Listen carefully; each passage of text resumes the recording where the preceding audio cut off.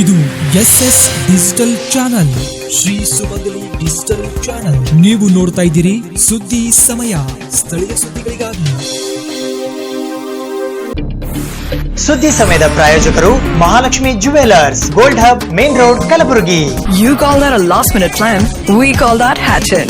Go Hatchin in the all new Toyota Glanza. ಆದರ್ಶ ಆಸ್ಪತ್ರೆ, ಆದರ್ಶ medical ಮೇಲುಗಡೆ, ಮೊದಲನೆಯ ಮಹಡಿ, ಸೂಪರ್ ಮಾರ್ಕೆಟ್, ಕಲಬುರಗಿ.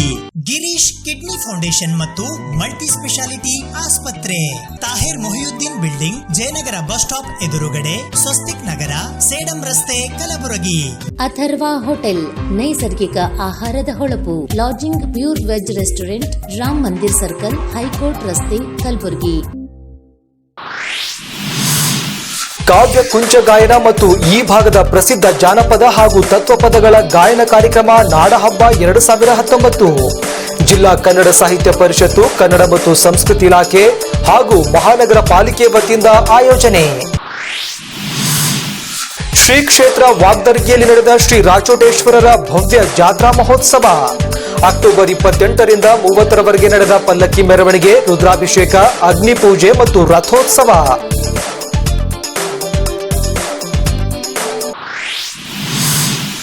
ಶ್ರೀ ಸೋಮವಂಶ ಸಹಸ್ರಾರ್ಜುನ ಮಹಾರಾಜರ ಜಯಂತ್ಯೋತ್ಸವದ ಅಂಗವಾಗಿ ಭವ್ಯ ಶೋಭಾಯಾತ್ರೆ. ಕಲಬುರಗಿಯ ಶಹಾ ಬಜಾರ್ ಬಡಾವಣೆಯಲ್ಲಿ ಶ್ರೀ ಸೋಮವಂಶ ಸಹಸ್ರಾರ್ಜುನ ಕ್ಷತ್ರಿಯ ಸಮಾಜದಿಂದ ಆಯೋಜನೆ.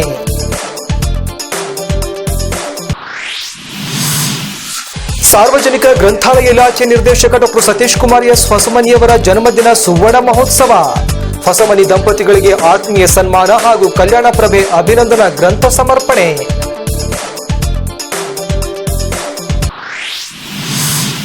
ದಿ ಇನ್ಸ್ಟಿಟ್ಯೂಷನ್ ಆಫ್ ಇಂಜಿನಿಯರ್ಸ್ ರಾಷ್ಟ್ರೀಯ ಅಧ್ಯಕ್ಷರಾದ ಡಾಕ್ಟರ್ TM ಗುಣರಾಜನ್ ಕಲಬುರಗಿಗೆ ಆಗಮನ. ಕಲಬುರಗಿ ಸ್ಥಳೀಯ ಕೇಂದ್ರದಿಂದ ನವೀಕರಣಗೊಂಡ ಸೆಮಿನಾರ್ ಹಾಲ್ನ ಉದ್ಘಾಟನೆ.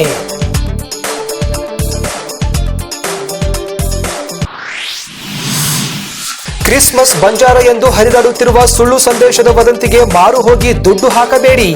ಚೌಡಾಪುರದ ನವಶಕ್ತಿ ಪುಣ್ಯಾಶ್ರಮದ ಪೂಜ್ಯ ಶ್ರೀ ಮುರಾಹರಿ ಮಹಾರಾಜರಿಂದ ಸಮಾಜ ಬಾಂಧವರಿಗೆ ಕಿವಿಮಾತು.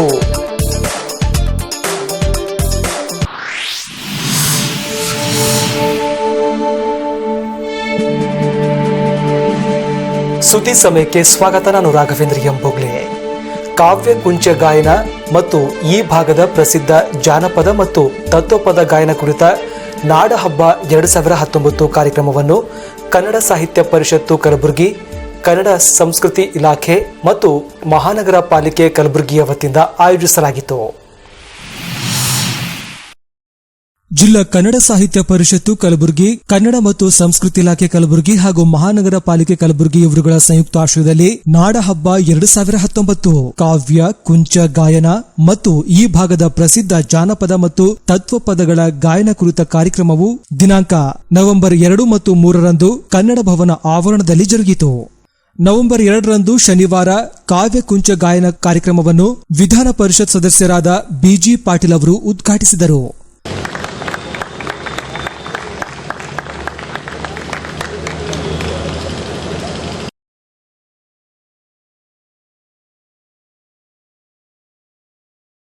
ಇವತ್ತಿನ ದಿವಸ ನಾವು ನಾಡ ಹಬ್ಬವನ್ನು ಇದು ನಾವು 1ನೇ ತಾರೀಕು ರಾಜ್ಯೋತ್ಸವವನ್ನು ಜಿಲ್ಲಾ ಆಡಳಿತ ಮತ್ತು ಮಾಡ್ತಕ್ಕಂಥ ಇದಕ್ಕೆ ನಾವು 2 ಮತ್ತು 3ನೇ ತಾರೀಕು ಪ್ರತಿ ವರ್ಷ 2 ದಿನ ಮಾಡ್ಕೊಂಡು ಬಂದಿದ್ದೀವಿ.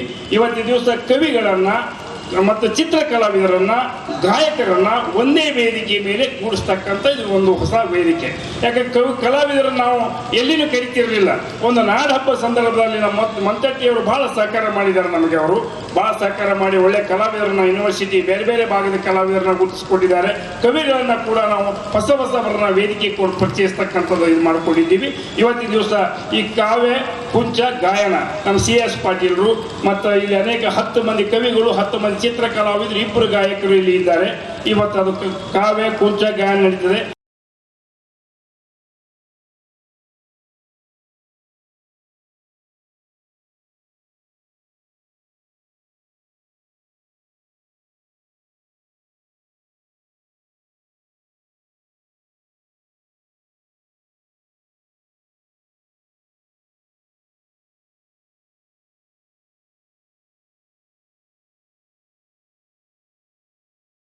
ಇದು 2 ದಿನ ಭಾಳ ವಿಜೃಂಭಣೆಯಿಂದ ಈ ಕಾರ್ಯಕ್ರಮವನ್ನು ನಮ್ಮ ವೀರಭದ್ರಪ್ಪ ಸಿಂಪಿಯವರು ಮತ್ತು ಅವರು ಗೆಳೆಯರ ಬಳಗದವರು ಮಾಡ್ತಾ ಇದ್ದಾರೆ. ಏನೇನು ನಮ್ಮ ಸಿಂಪಿಯವರು ಯಾವಾಗಲೂ ಕಷ್ಟಜೀವಿಗಳು, ಯಾವಾಗಲೂ ಕೆಲಸ ಮಾಡೋರು, ಮಾತು ಜಾಸ್ತಿ ಆಡ್ತಾರೆ, ಕೆಲಸನೂ ಜಾಸ್ತಿ ಮಾಡ್ತಾರೆ, ಬರೀ ಮಾತೇ ಆಡೋದಿಲ್ಲ. ಅದಕ್ಕೆ ಮೊದಲವರ ಸಿಂಪಿಯವರಿದ್ದಾಗ ಅವರ ಬಳಗ ಇತ್ತು, ಅವರಿಗೆಲ್ಲ ನಾವೆಲ್ಲ ಚಿಕ್ಕ ಸಹಾಯ ಮಾಡ್ತಿದ್ದೆವು, ದೊಡ್ಡ ಸಹಾಯ ಮಾಡ್ತಿದ್ದಿಲ್ಲ. ಏಕೆಂದ್ರೆ ಈಗ ನಾವು MLC ಅವರಾಗಿದ್ದೆವು. ಅದಕ್ಕೋಸ್ಕರ ವೀರಭದ್ರಪ್ಪ ಸಿಂಪಿಯವರಿಗೆ ಮುಂದೆ ಬರೋ ದಿನದಾಗ ನಾನು ಈ ಕನ್ನಡ ಭವನಕ್ಕೆ ನನ್ನ ಅನುದಾನದಲ್ಲಿ 4 ಅಥವಾ 5 ಲಕ್ಷ ರೂಪಾಯಿ ಕೊಡ್ತೀನಂತ ಈ ವೇದಿಕೆಯಿಂದ ನಾನು ಹೇಳೋಕ್ಕೆ ಇಚ್ಛಪಡ್ತೀನಿ. ಸ್ವಲ್ಪ ಜನ ಬಂದರೂ ಭಾಳ ಅರ್ಥಪೂರ್ಣವಾಗಿ ಜನ ಬಂದಿದ್ದಾರೆ. ಮತ್ತು ಇವತ್ತಿನ ದಿನ ನಮ್ಮ ವೈದ್ಯನಾಥ್ ಪಾಟೀಲರು, ಹೋರಾಟಗಾರರು ಮತ್ತು ಭಾಳ ಕಳಕಳಿಪುಳ್ಳವರು ಅವರು ಇವತ್ತು ಅವರಿಗೆ ಇದು ಆಗಿಬಿಟ್ಟಿದೆ, ಲಿಂಗೈಕ್ಯ ಆಗಿದ್ದಾರೆ. ಅದಕ್ಕೋಸ್ಕರ ಸ್ವಲ್ಪ ಜನ ಕಮ್ಮಿ ಬಂದಿರಬೇಕು. ಏನೇ ಇರಲಿ, ನಮ್ಮ ಸಿಂಪಿಯವರು ಈ ಕನ್ನಡ ಸಾಹಿತ್ಯ ಪರಿಷತ್ತನ್ನು ತಗೊಂಡು ಹೋಗ್ತಾ ಇದ್ದಾರೆ. ಈ ಕಾರ್ಯಕ್ರಮದಲ್ಲಿ ಕವಿಗಳು ವಾಚಿಸುತ್ತಿದ್ದ ಕವನಕ್ಕೆ ಚಿತ್ರಕಲಾವಿದರು ತಮ್ಮ ಕಲ್ಪನೆಯಲ್ಲಿ ಚಿತ್ರವನ್ನ ಬಿಡಿಸಿದರು. ನೆರೆ ಬರ, ಹಣ ಬರ, ಆರೋಗ್ಯ ಬರ ಯಾವುದಾದ್ರೂ ಇರಲಿ ನಮಗದು ಸುಗ್ಗಿ. ಬಡವರ ಮನೆಗಳು ದಕ್ಕುತ್ತದೆಯೋ ಇಲ್ಲವೋ ನನಗೆ. ನನ್ನ ಮನೆಯ ಬಾಗಿಲ ಬಳಿ ಬಂದು ನಿಲ್ಲುತ್ತದೆ, ನನ್ನಾಕೆ ಒಳಗೆಳೆದು ಬಾಗಿಲು ಚಿಲಕ ಹಾಕುತ್ತಾನೆ. ಅವರ ಬದುಕು ಮೂರಪಟ್ಟೆ. ಅನ್ನಕ್ಕಾಗಿ ಮೇಲೆತ್ತುವ ಕೈಗಳು, ಆಶ್ರಯಕ್ಕಾಗಿ ಪಿಡಿಪಿಡಿ ಬಿಡುವ ಕಣ್ಣುಗಳು, ನೆರವಿನ ಕನಸು ಕಾಣುತ್ತಾ ಪರಿಹಾರದ ಗುಬಾರ ಹತ್ತುವ.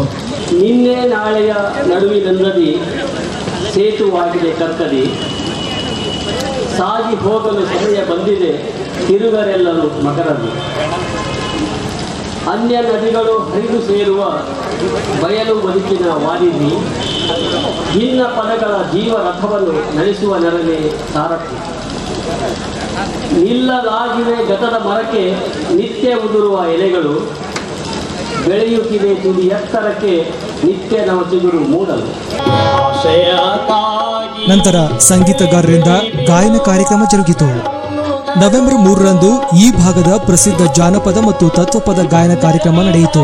ಈ ನಾಡಹಬ್ಬ ಕಾರ್ಯಕ್ರಮದಲ್ಲಿ ಜಿಲ್ಲಾ ಕನ್ನಡ ಸಾಹಿತ್ಯ ಪರಿಷತ್ನ ಅಧ್ಯಕ್ಷರಾದ ವೀರಭದ್ರ ಸಿಂಪಿ, ಡಾಕ್ಟರ್ ವಿಜಯಕುಮಾರ್ ಪರುತೆ, ಮಡಿವಾಳಪ್ಪ ನಾಗರಹಳ್ಳಿ, ದೌಲತ್ ರಾಯ್ ಮಾಲಿ ಪಾಟೀಲ್, ಶಿವಾನಂದ್ ಕಶೆಟ್ಟಿ, ಡಾಕ್ಟರ್ ನಾಗಬಾಯಿ ಬುಳ್ಳ, ಮಹಿಪಾಲ್ ರೆಡ್ಡಿ ಮುನ್ನೂರ್, ಅಂಬಾಜಿ ಕೌಲ್ಗಿ, ಡಾಕ್ಟರ್ KS ಬಂಧು, ಡಾಕ್ಟರ್ ಸುಜಾತಾ ಬಂಡೇಶ್ ರೆಡ್ಡಿ, ಸವಿತಾ ನಾಶಿ, ಕೊಟ್ರೇಶ್ ಮರಬನಹಳ್ಳಿ, ಸಿದ್ದೇಶ್ವರಪ್ಪ GB ಸೇರಿದಂತೆ ತಾಲೂಕಾ ಅಧ್ಯಕ್ಷರುಗಳು, ವಿಶೇಷ ಆಹ್ವಾನಿತರು, ಸಾಹಿತ್ಯಾಸಕ್ತರು ಸೇರಿದಂತೆ ಅನೇಕರು ಪಾಲ್ಗೊಂಡಿದ್ದರು. ಇದೇ ಅಕ್ಟೋಬರ್ 28ರಿಂದ 30ರವರೆಗೆ ಶ್ರೀ ಕ್ಷೇತ್ರ ವಾಗ್ದರ್ಗಿಯಲ್ಲಿ ಶ್ರೀ ರಾಚೋಟೇಶ್ವರ ಜಾತ್ರಾ ಮಹೋತ್ಸವವು ಬಹು ವಿಜೃಂಭಣೆಯಿಂದ ಜರುಗಿತು.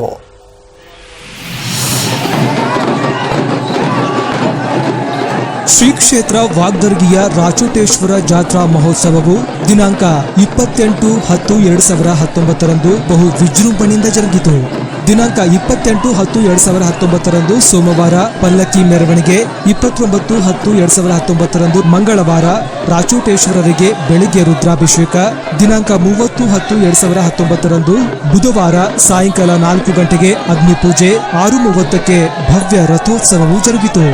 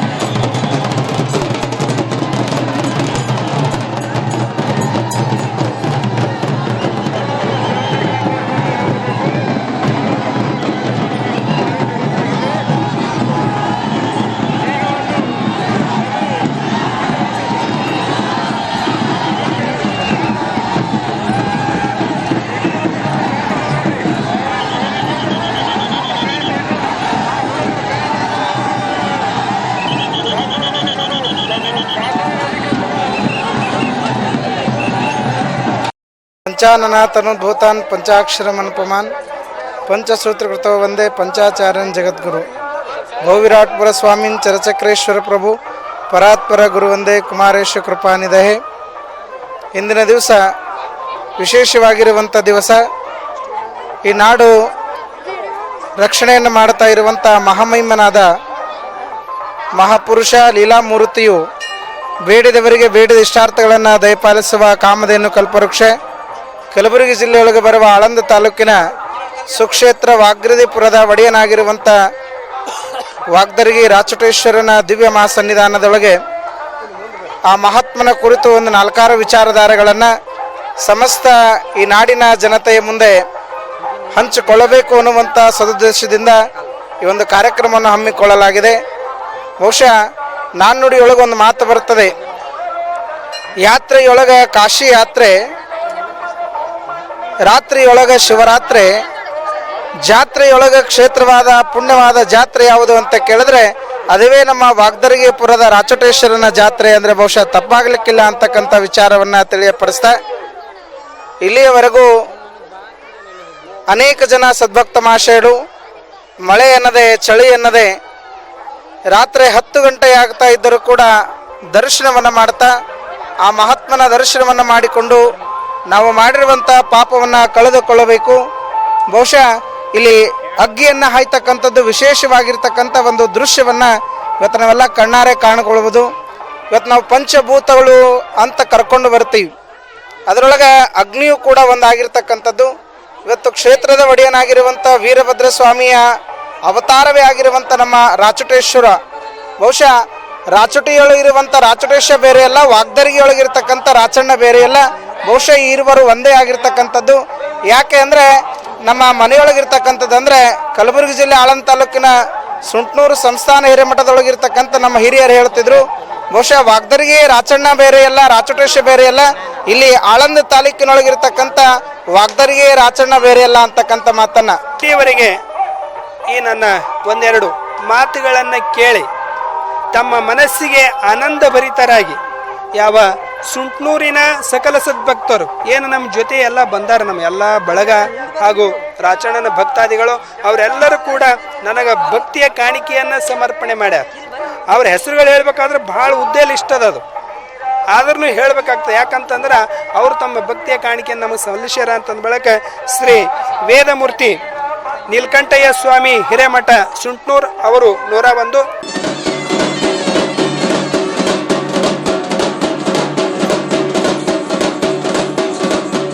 ನಂತರ ರಾತ್ರಿ 8 ಗಂಟೆಗೆ ಪುರಂತರ ಸೇವೆ ಮತ್ತು ಪ್ರವಚನ ಶ್ರೀ ವೇದಮೂರ್ತಿ ಸಿದ್ದೇಶ್ವರ ಶಾಸ್ತ್ರಿಗಳು ಹಿರೇಮಠ ಸುಂಟನೂರು ಹಾಗೂ ಪುರಾಣ ಪ್ರವೀಣ ಬಂಡಯ್ಯ ಶಾಸ್ತ್ರಿ ಹಿರೇಮಠ ಸುಂಟನೂರು ಮತ್ತು ಕೀರ್ತನ್ ಕೇಸರಿ ಗುರುಲಿಂಗಯ್ಯ ಹೂವಿನಹಳ್ಳಿ ಅವರಿಂದ ನಡೆಯಿತು.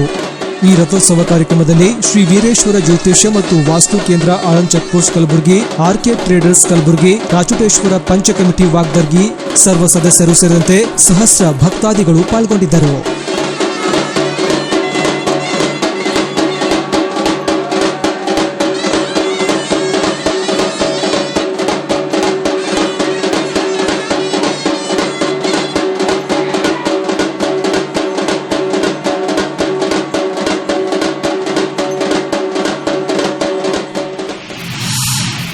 ಕಲಬುರಗಿ ನಗರದ ಶಹಾಬಜಾರ್ನ ಜಗದಂಬಾ ಮಂದಿರದಿಂದ ಶ್ರೀ ಸೋಮವಂಶಿ ಸಹಸ್ರಾರ್ಜುನ ಮಹಾರಾಜರ ಜಯಂತ್ಯೋತ್ಸವದ ಅಂಗವಾಗಿ ಭವ್ಯ ಶೋಭಾಯಾತ್ರೆಯನ್ನು ನಡೆಸಲಾಯಿತು.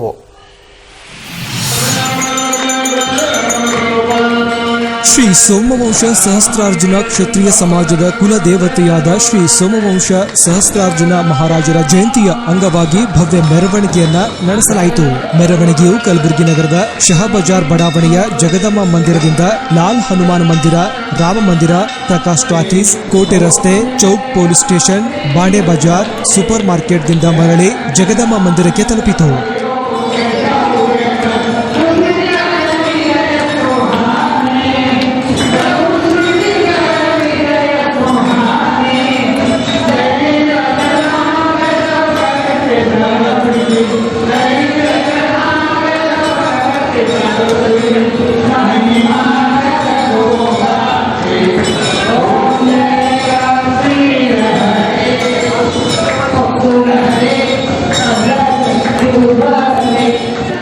डॉक्टर यशवंतराव मेंग जी, जॉइंट सेक्रेटरी सोमवंश शैव क्षत्रिय समाज गुलबर्गा।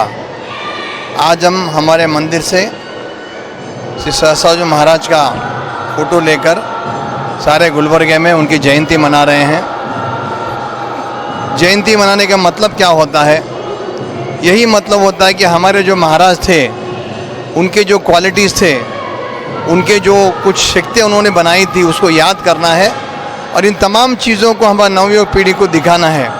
अगर दुनिया में राम से पहले किसी रावण को मारा है तो उसे सहस्रार्जुन महाराज थे। आप पूछेंगे कैसे?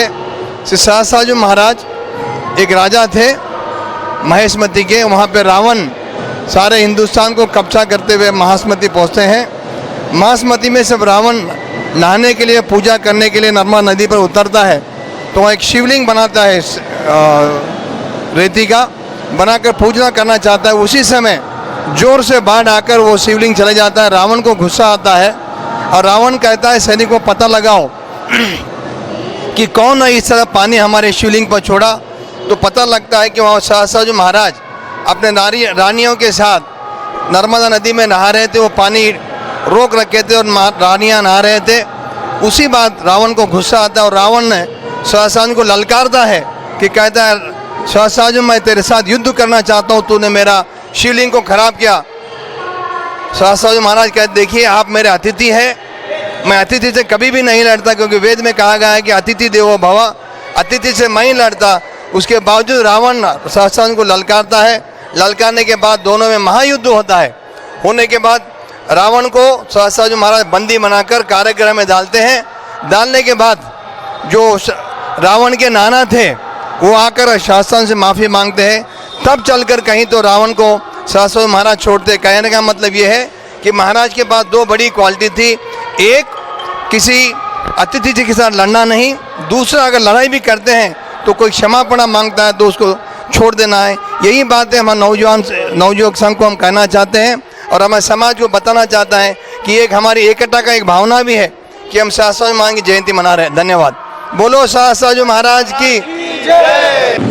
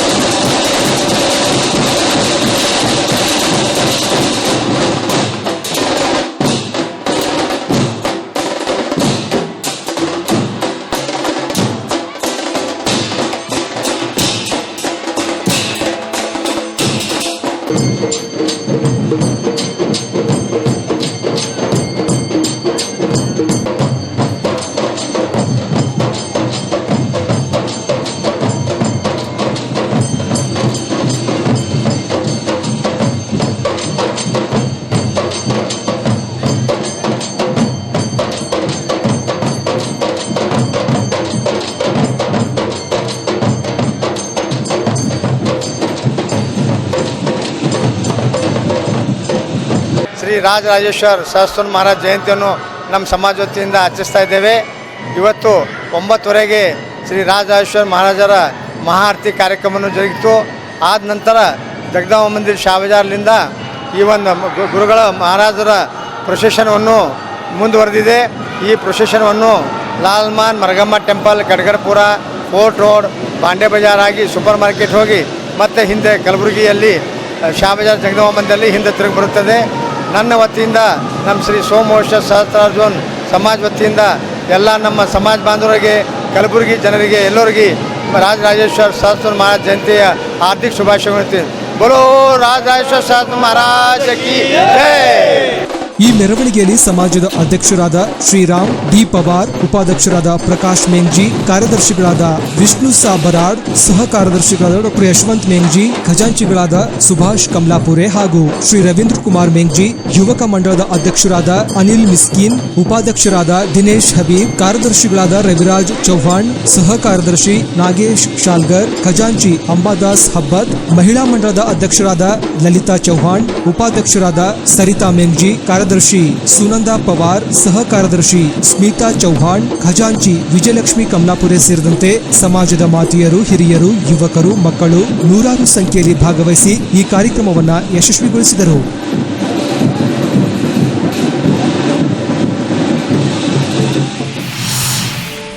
ಸುದ್ದಿ ಇನ್ನು ಇವೆ, ಸದ್ಯಕ್ಕೆ ಬ್ರೇಕ್.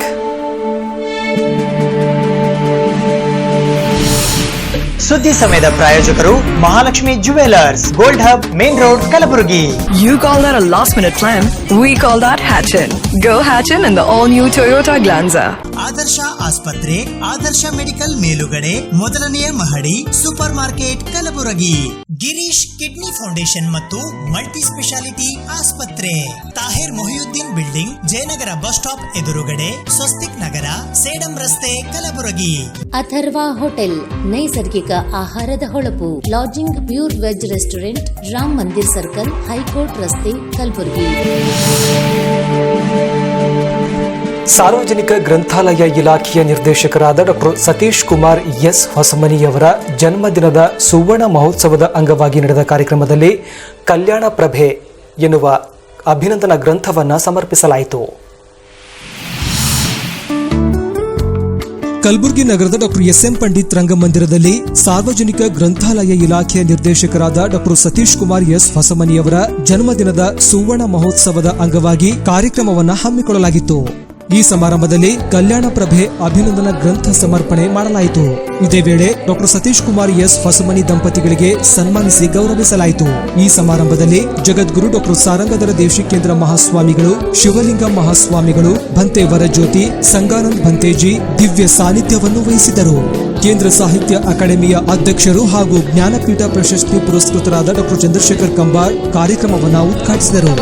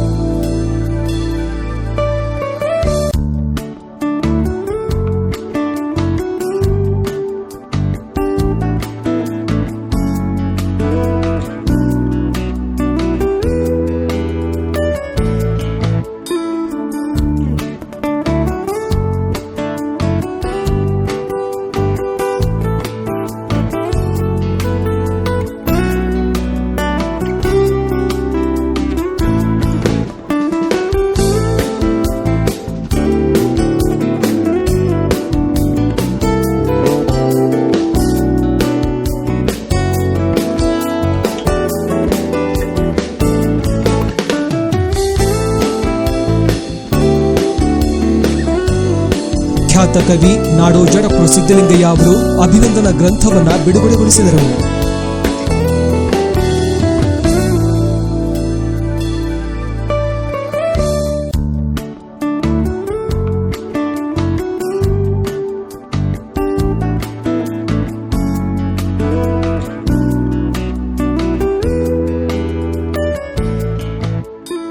ಒಂದು ನಾಟಕ ಬರಿತಾ ಇದ್ದೆ. ಆ ನಾಟಕ ಬೀದರ್ನಲ್ಲಿ ನಡೆದಿರ್ತಕ್ಕಂಥ ನಾಟಕ ಅದು. ಅದರ ಮೂಲ ಪ್ರತಿ ಪುಟ್ಟರಾಮಣ್ಣ ಅವರು ಬರೆದದ್ದು ಅದು ಎಲ್ಲೂ ನನಗೆ ಸಿಗ್ತಾ ಇರಲಿಲ್ಲ. ಆಗಿನ ಕಾಲಕ್ಕೆ ಮೆಹಮೂದ್ ಗಾವಾನನ ಬಗೆಗೆ ಬಹಳ ಒಳ್ಳೆ ನಾವು ಇದನ್ನು ಬರೆದಿದ್ದಾರೆ, ಒಂದು ಸಣ್ಣ ಕಾದಂಬರಿಯನ್ನು ಬರೆದಿದ್ದಾರೆ ಪುಟ್ಟರಾಮರು. ಅದು ಎಲ್ಲೂ ಸಿಕ್ಕಿರಲಿಲ್ಲ ನನಗೆ. ನಾನು ಹುಡುಕ್ತಾ ಇದ್ದೆ, ಎಲ್ಲ ಲೈಬ್ರರಿಗಳಲ್ಲೂ ಹುಡುಕ್ತಾ ಇದ್ದೆ. ಅಂಥ ಸಂದರ್ಭದಲ್ಲಿ ನೋಡೋಣ ಹೇಳೋಣ ಅಂತ ಹೊಸಮನಿಯವ್ರಿಗೂ ಹೇಳಿದೆ. ಅವರು ಎಲ್ಲ ಲೈಬ್ರರಿಗಳನ್ನು ಬೆದಕಿ ಕರ್ನಾಟಕದ ಎಲ್ಲ ಲೈಬ್ರರಿಗಳನ್ನು ಎಲ್ಲಿ ಅಂತ ತರಿಸಿ ನನಗೆ ಅದನ್ನು ಕೊಟ್ಟರು. ಅಷ್ಟೇ ಅಲ್ಲ, ಆಮೇಲೆ ಅದು ನಾಟಕ ಬರೆಯೋ ಹಾಗೂ ಮಾಡಿದ್ರು ನಾನು ಬರೆದಾಗ. ಅಂದರೆ ಏನು ಅಂತ ಹೇಳಿದ್ರೆ ಅವನು ಬಹಳ ದೊಡ್ಡ ಎಜುಕೇಷನ್ ತಜ್ಞ, ಅವನು ಶಿಕ್ಷಣ ತಜ್ಞ. ಪ್ರಪಂಚದಲ್ಲಿ ಎಷ್ಟು ದೊಡ್ಡ ತಜ್ಞ ಅಂತಂದರೆ ನಮ್ಮ ದೇಶಕ್ಕೆ ಬಂದಂಥ 8 ಅಥವಾ 9 ಜನ ಪ್ರವಾಸಿಗಳು, ದೊಡ್ಡ ಪ್ರವಾಸಿಗಳು, ಅವರೆಲ್ಲ ಏನು ಹೇಳ್ತಾ ಇರ್ತಾರೆ, ಒಬ್ಬ ಪ್ರವಾಸಿ ಹೇಳ್ತಾನೆ ಬೀದರಿನ ಮುಂದೆ ರೋಮ್ ಏನೇನೋ ಅಲ್ಲ, ರೋಮ್ ನಗರವೇ ಏನೇನೋ ಅಲ್ಲ ನಮ್ಮ ಬೀದರಿನ ಮುಂದೆ ಅಂತೇಳಿ ಅವನು ಹೇಳ್ತಾನೆ, ಈ ರೋಮ್ನ ಮುಂದೆ. ಆಮೇಲೆ ಪ್ರಪಂಚದ ವಿದ್ಯಾರ್ಥಿಗಳಲ್ಲಿ ಬೀದರಿಗೆ ಬಂದು ಕಲಿತಾ ಇದ್ರಂತೆ. ಅಂದರೆ ಇಂಥ ಬಾಲಕ ನಮ್ಮ ಸಾವಯವ ಮಠದ ಜೊತೆಗೆ ಸಂಬಂಧಪಟ್ಟವರು. ಹೀಗಾಗಿ ಆ ನಾಟಕದ ಬಗ್ಗೆ ಬಹಳ, ಆ ವಸ್ತುವಿನ ಬಗ್ಗೆ ಬಹಳ ಆಕರ್ಷಣೆ ಆಗಿದ್ದೆ ನಾನು ಬರೆದೆ. ಆದರೆ ಅವರು ಆ ಕುಂತಕವನ್ನು ನನಗೆ ಎಲ್ಲ ಬೇಕಾದಂಥ ಎಲ್ಲ ಸಾಮಗ್ರಿಗಳನ್ನು ಒದಗಿಸಿ ನಾನು ಬಹಳ ಉಪಕಾರ ಮಾಡಿದ್ರು. ನನಗೆ ಆವತ್ತಿನಿಂದ ಅವರನ್ನು ಗಮನಿಸಲಿಕ್ಕೆ ಶುರು ಮಾಡಿದೆ ನಾನು. ನೀವು ನಮ್ಮ ಎಲ್ಲ ರಾಜ್ಯಗಳ ವಿಷಯ ನನಗೀಗ ಒಂದು ಸ್ವಲ್ಪ ಗೊತ್ತಾಗ್ತದೆ. ಯಾಕೆ ಹೇಳ್ತಂದರೆ ನಾನು ಕೇಂದ್ರ ಸಾಹಿತ್ಯ ಅಕಾಡೆಮಿ ಅಧ್ಯಕ್ಷನಾಗಿರೋದ್ರಿಂದ ಯಾವ್ಯಾವ ಭಾಷೆಯಲ್ಲಿ ಏನೇನು ನಡೀತಾ ಇದೆ ಅನ್ನೋದು ಗೊತ್ತಾಗ್ತದೆ.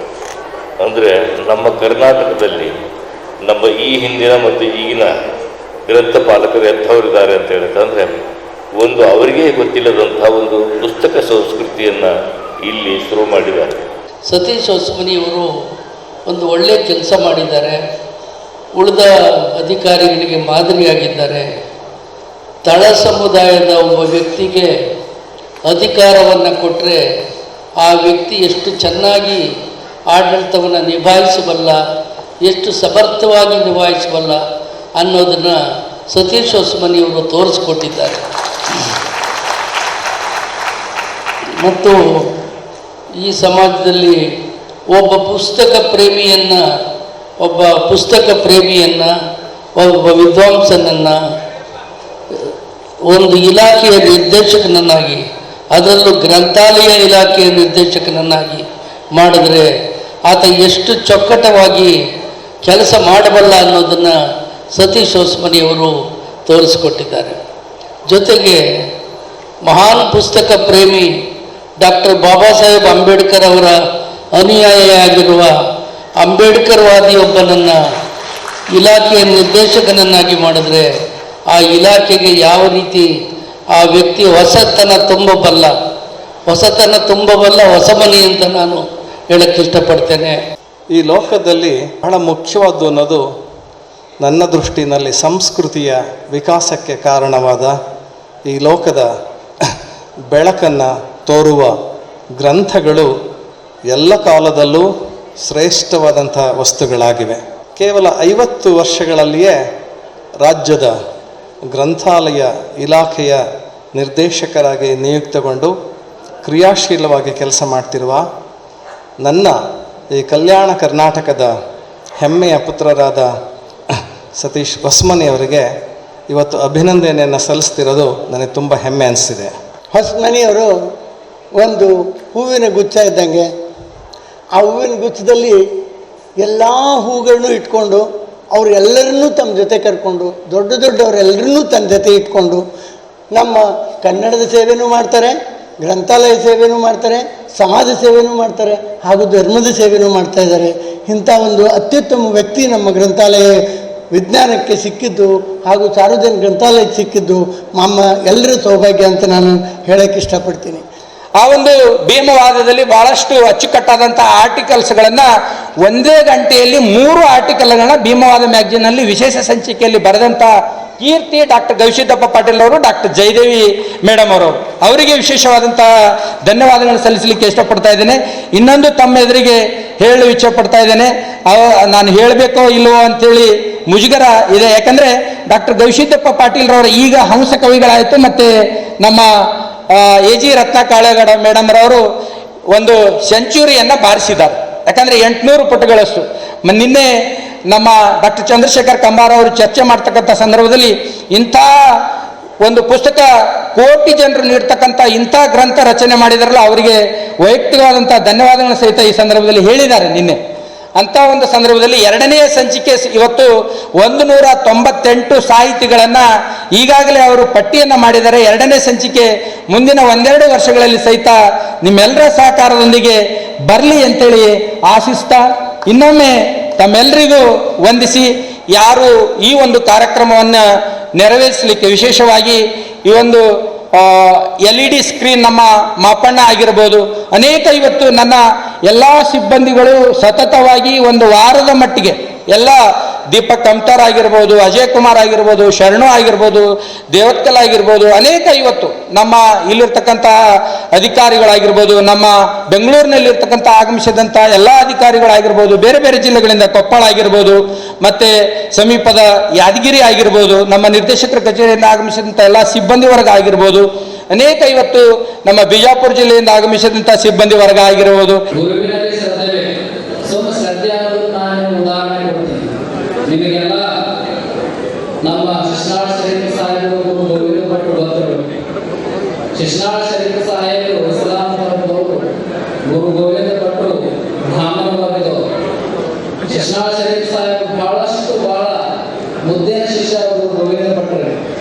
ಬಹಳ ಜನ ಶಿಷ್ಯರಿರ್ತಾರೆ, ಆದ್ರೆ ಗುರು ಗೋವಿಂದ ಭಟ್ರಿಗೆ ಪ್ರೀತಿಯ ಶಿಷ್ಯ ಯಾರಪ್ಪ ಅಂತಂದ್ರೆ ಶಿಶ್ನಾಳ Sharif Saheb.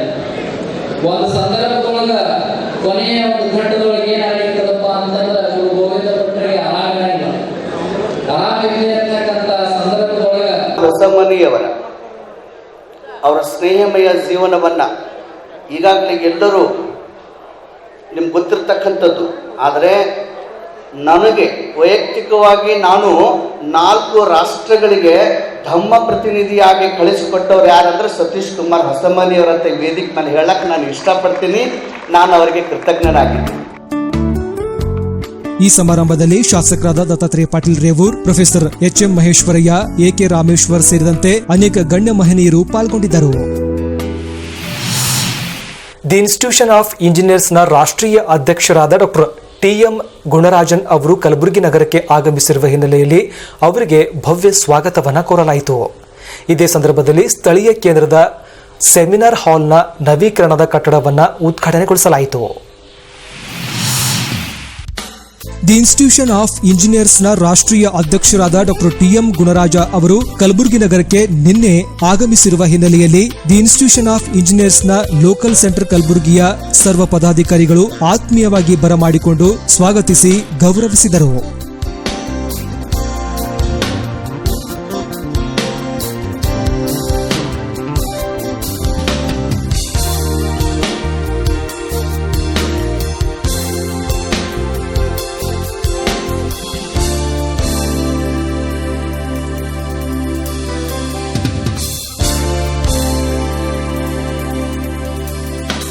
It is nice to be here in the Gulbarga, and the first time I am visiting as the President of Institution of Engineers India. The Institution of Engineers India is one of the largest professional body, and having all over the India around 123 centers and around 6 overseas chapters. And this is one of the local centers which is located in Karnataka State Center. And I am very happy to be here with the invitation of the chairman and the secretary and the state center, Karnataka State Center. ಇವತ್ತು ಬಹಳ ಮಹತ್ವದ ದಿವಸ. Shri Gunaraja president institution of engineer Gulbarga ಬಂದಿದ್ದಾರೆ. ನಾನು chairman Jasmel Singh, Karnataka state centre. ನಾನು ಇವರಿಗೆ 1 ವರ್ಷ ಹಿಂದೆ ರಿಕ್ವೆಸ್ಟ್ ಮಾಡಿದೆ, ಇವರು ಗುಲ್ಬರ್ಗ ಬರಬೇಕು. ಅವರು ಬಂದಿದ್ದಾರೆ. ಅವ್ರದ್ದು ಟರ್ಮ್ ಇನ್ನೊಂದು 2 ತಿಂಗಳ ಒಳಗಡೆ ಕ್ಲೋಸ್ ಆಗುತ್ತೆ. We are very, very happy. He was one of the best president in the last 10 to 15 years. He has done a lot of improvement in the Institution of Engineer. He has come all the way from Calcutta to inaugurate the newly renovated lecture hall here. It gives me great pleasure that Dr. T.M. Gunaraj, FI President IIA, that is IIA Center, Kolkata, has come here to inaugurate our seminar hall. On behalf of Honorary Secretary and myself and my committee members, I am very thankful to him in this occasion. With this, I conclude.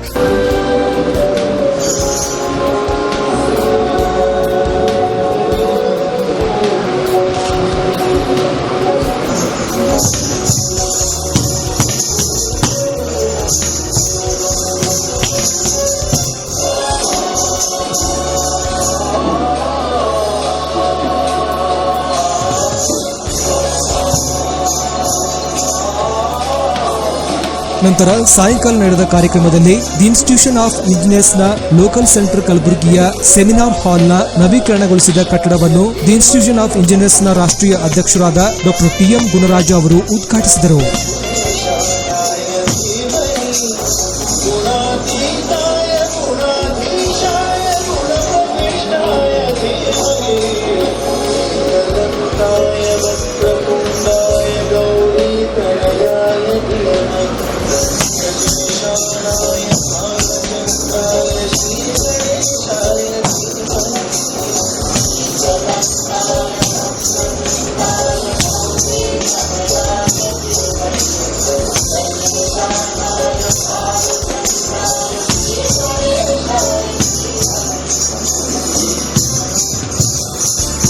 This is the Kalaburgi. It is the area field which has given the gold mining and copper mining to the whole world. It is the area which has given the uranium and cement industry to the all over India. So we are here in the rich city in the area of the engineering and technology. Sir, we have today on behalf of our II local center, Kalaburgi local center, I welcome heartily to today's chief guest, Dr. T.M. Gunaraja, President, the Institution of Engineers, Kolkata. Sir, I heartily welcome you.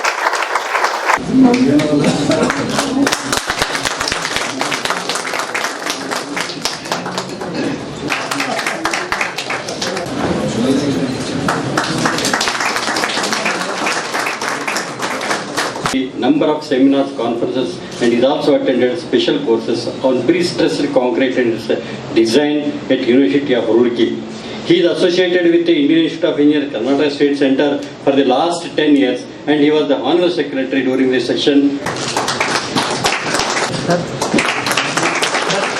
M. Nagaraj has got DE from SIT Tumkur in 74. He completed ME from Indian Institute of Science, Bangalore in 1976. Later he obtained MBA from Bangalore University in 1983.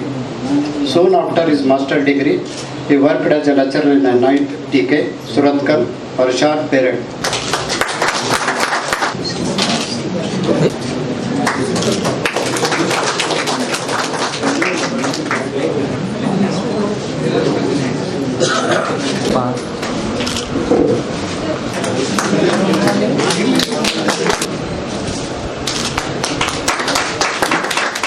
The local center of Institute of Engineers, India, Kalaburgi, is working very hard to serve the needs of the engineering fraternity and the society in general. I have no hesitation in stating that under your stewardship and guidance from Karnataka office, the local center of IIA Kalaburgi is organizing special lectures by eminent speakers and taking up various developmental works to make this center more active and vibrant with various activities for holistic development of this society.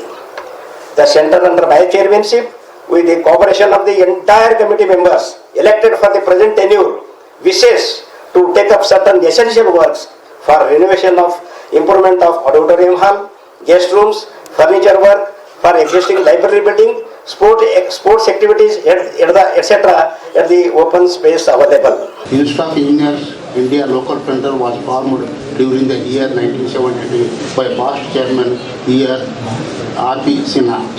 1.5 acres of land allotted by the Revenue Department on sale basis during the year 1992. Building was constructed during the year 1995 with a cost of about 35 lakhs under the able guidance of Ghulam Mahmood past chairman of IA Local Center, Kalaburgi. It consists of ground floor office accommodation, seminar hall and 5-member capacity auditorium hall.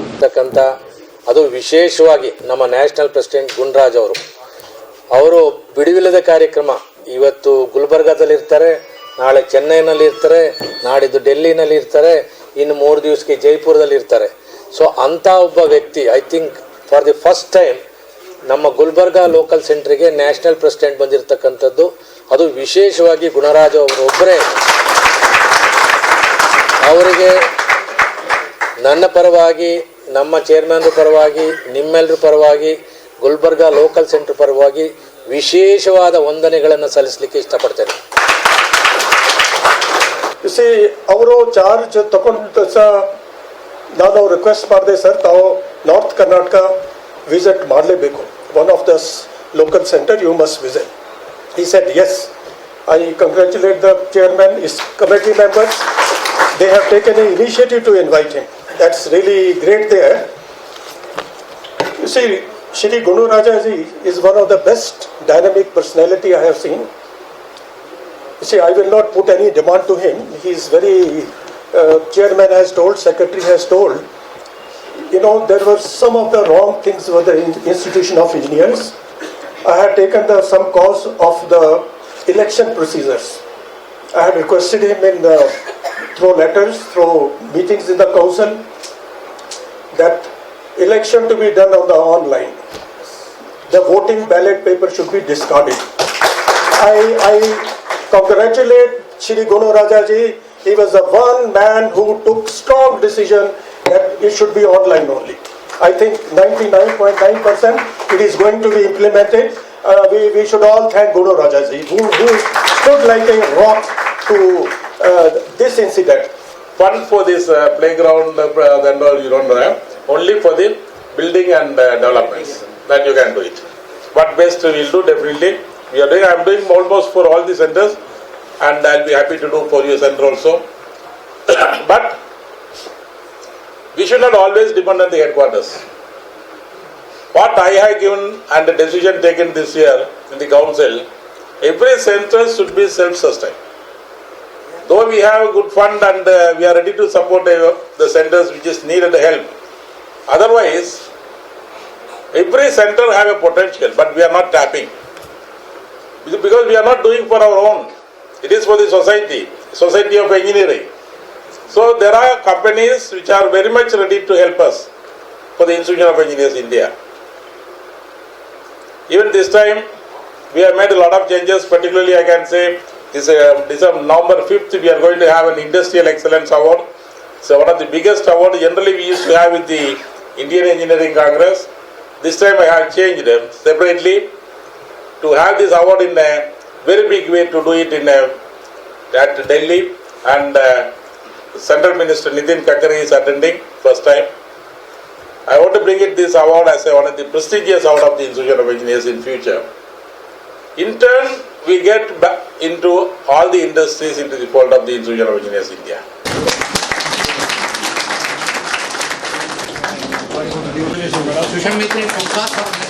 So first of all, I am very much thankful to Dr. T.M. Gunaraja sir. He is the President, Headquarters, II, Calcutta. So on behalf of Institution of Engineers Local Center, I am thankful to him because he has assured the funds.